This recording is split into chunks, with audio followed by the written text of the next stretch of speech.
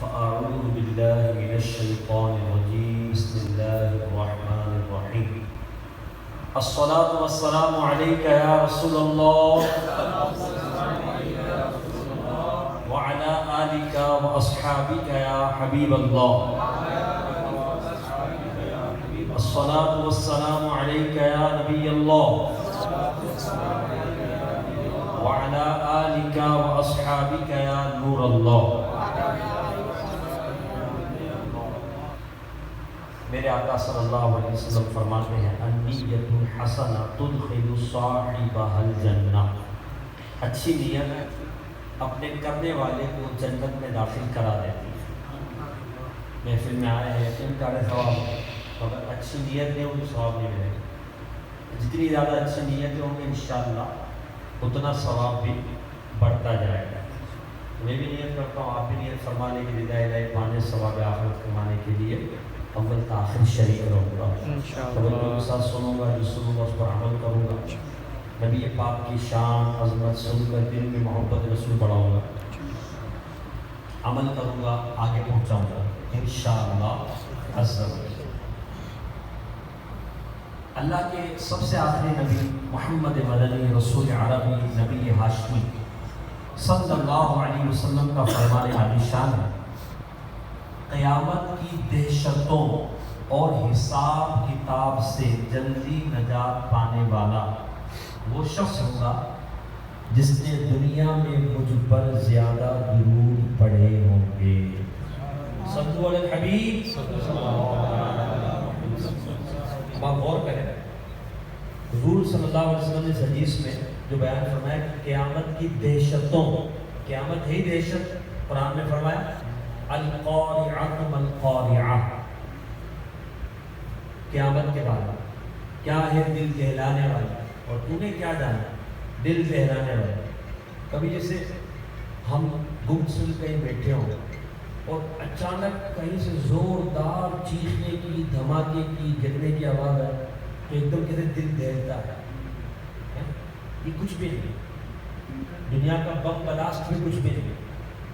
جو قیامت کا دل دہلانے کا منظر ہوگا نا، علامات منفذ قرآن فرماتا ہے القارعۃ ما القارعۃ وما ادراک ما القارعۃ.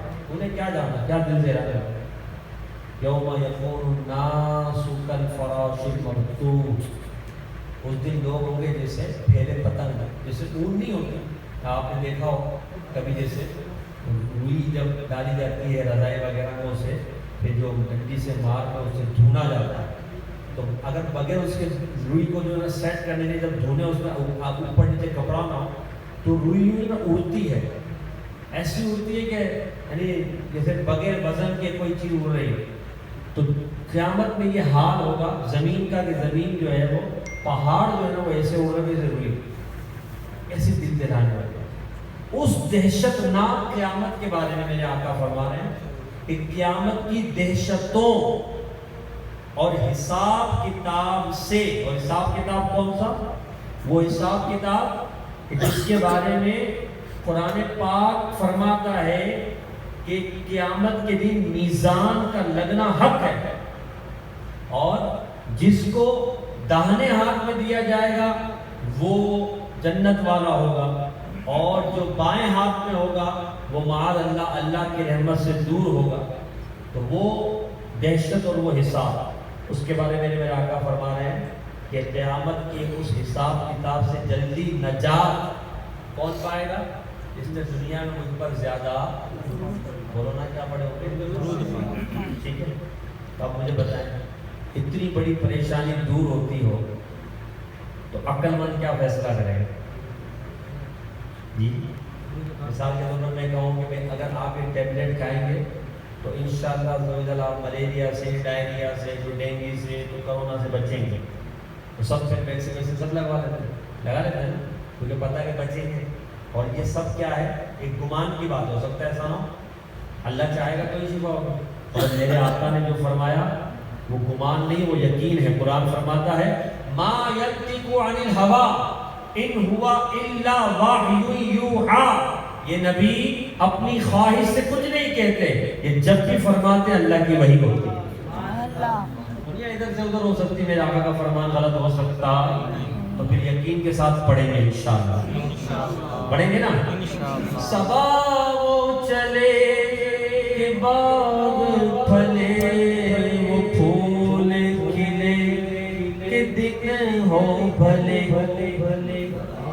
کے تنے سنا میں کھلے، باغ کے تنے سنا میں کھلے، رضا کی سما تمہارے لیے. اب یہ آگا حضرت کیا فرما رہے ہیں؟ اس قیامت کے بارے میں تو فرما رہے ہیں. اس قیامت میں کیا فرما رہے ہیں؟ بڑی دہشت ہوگی، بڑی پریشانی ہوگی، حساب کتاب سے لوگ بڑے آزمائش میں ہوں گے، کوئی کسی کو پوچھنے والا نہیں ہوگا. مگر اس وقت جب رحمت عالم صلی اللہ علیہ وسلم اللہ کے حضور سجدہ کر کے اپنے سر مبارک کو اٹھائیں گے اور ہم گناہگاروں کی طرف چل کر آئیں گے، صبا وہ چلے کہ باغ پھلے، ساری دہشت ختم، قیامت گویا کہ گلستان بن گئی. صبا وہ چلے کہ باغ پھلے، وہ پھول کھلے. حضور آئے تو اب سب قیامت کی دہشت ختم، پھول کھلنے لگے. کیا وہ دن ہو بھلے. پھر کیا ہوگا؟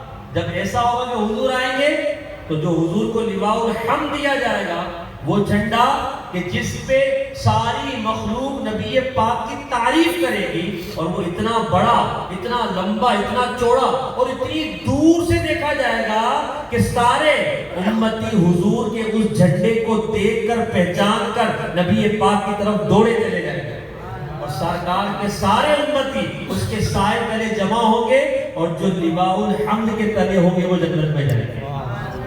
لواء کے تلے سنا میں کھلے، لواء کے تلے سنا میں کھلے، رضا کی زبان تمہارے. کتنی پیاری کر رہے ہیں کہ دنیا میں تو درود پڑھے، دنیا میں تو حضور کی ثنا کی ہے، دنیا میں تو حضور کی مدحت سرائی کی ہے، دنیا میں تو آقا کو یاد کیا ہے.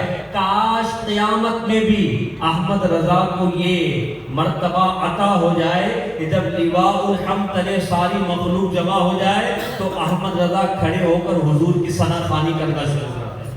لواء کے تلے ثنا میں کھلے، لواء کے تلے ثنا میں کھلے، رضا کی زبان تمہارے لیے. اب مجھے بتائیں ایسا منظر ہوگا تو پھر محشر اگر ہے محشر، اس بات کا ہم کو ڈر ہے. ہم جن کے ثنا خواہ ہیں وہ بھی تو وہاں ہوں گے، ہم جن کے ثنا خواہ ہیں، ہم جن پہ درود پڑھنے والے وہ بھی تو وہاں ہوں گے، ہم جن کی سنت میں داڑھی رکھنے والے وہ بھی تو وہاں ہوں گے، جن کے طریقے پہ امامہ باندھنے والے وہ بھی تو وہاں ہوں گے، جن کی محبت میں نماز پڑھنے والے وہ بھی تو وہاں ہوں گے، جن کی محبت میں سنتوں پر عمل کرنے والے وہ بھی تو وہاں ہوں گے، جن کے فرمان پر جھوٹ سے بچنے والے، سود سے بچنے والے، رشوت سے بچنے والے، غیبت سے بچنے والے، چغلی سے بچنے والے، حرام سے بچنے والے، بدنگاہی سے بچنے والے ہیں، وہ بھی تو وہاں ہوں گے، جن کے کہنے پر اللہ پر یقین رکھنے والے وہ بھی تو وہاں ہوں گے، ارے جن پر اپنا سب کچھ قربان کرنے والے وہ بھی تو وہاں ہوں گے. اور پھر مولانا حسن اللہ خان صاحب رحمۃ اللہ علیہ فرماتے ہیں نا کیا، فقط اتنا سبب ہے انعقاد بزم محشر کا، فقط اتنا سبب ہے انعقاد بزم محشر کا کہ ان کی شان محبوبی دکھائی جانے والی. اب ایسی شان ہو پھر ہم درود نہ پڑھنا چاہیے نا. کون کون نیت کرتا ہے انشاءاللہ کثرت سے؟ اب تو ویسے 12ویں کا مہینہ ہے، اپنے گھروں میں درود خوانی کے لیے چادریں بچھاؤ جائے، اپنے بچوں کو بھی درود خوانی کی عادت کراؤ، اور روزانہ ذہن بنا لو. ماشاءاللہ ہمارے حضرت کے یہاں یونس بھائی کا شروع، اور بھی آپ کے یہاں شروع ہو گیا ہے، کرتے ہیں آپ کے بات میں 1000 بار درود پاک روزانہ معمول بنا لیں، اور 12ویں رات حضور کے بارے میں 12000 درود پاک پیش کریں. 12ویں رات کیا کریں حضور کے بارگاہ میں؟ اور تو کچھ ہے نہیں ہمارے پاس، ہمارے پاس یہی ہے آج کا آقا بس نیک عمل تو کچھ نہیں، یہ 12000 درود پاک لے کر آیا، قبول فرمائے. حضور درود پاک پڑھنے والے کچھ یہ عرض کرنے کے بعد پھر عرض کریں آپ کا درود پیش کر دیا ہے، آپ ہماری قسمت بھی جگا دیجیے، ہم پر کرم بھی فرما دیجیے، ہماری نظر عنایت ہم پر کر دیجیے، ہمارے مسائل حل فرما دیجیے، انشاءاللہ بیڑا پار ہو جائے گا. مبارک مبارک مبارک مبارک مبارک مبارک مبارک آپ لوگ کے مبارک. منہ ہے، منہ میں زبان ہے، بھائی پڑھو نا. اب شرمانا کس چیز کا یار؟ شرمانا کس چیز کا؟ جتنی آواز آپ نکال سکتے ہیں آپ کے مطلب کی پڑھیں.